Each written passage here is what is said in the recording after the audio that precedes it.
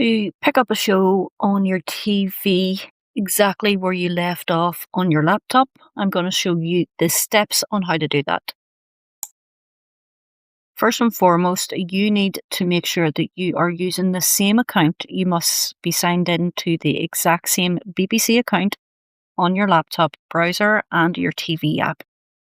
If the accounts don't match, your progress won't transfer. The next step is enable personalization. This is the most important of the settings. So go to your BBC account settings, and to do that, I'm going to click on For You. This might say account settings, and then just look for the settings tab, which is here.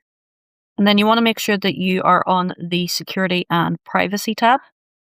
Scroll down and make sure that this setting is on. Why? Well, without this, the BBC cannot remember how far through a programme you are. Once on, your continue watching list and recommendations will automatically update across all your devices.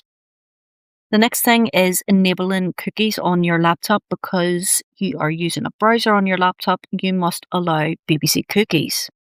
If you opt out of the cookies or clear them, the website will not remember your sign-in details or your viewing progress, even if personalisation is turned on.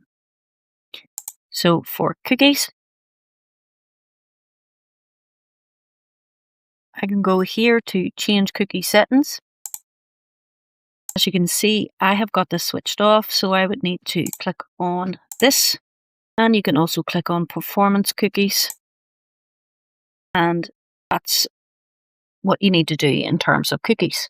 Where to find your shows on both the website and the TV app? Well, you want to look for, if I go back to BBC iPlayer,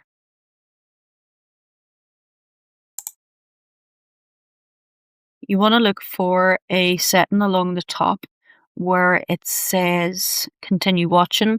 You can see it's not here for me, but that is only because I have recently switched on allow personalisation. So once I start watching some TV shows, it will pick up what I've been watching up in the top here. The list also automatically queues the next episode in a series for you.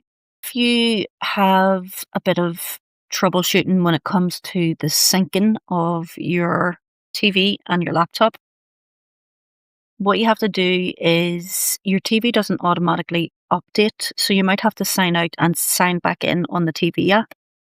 And that's basically all there is to it.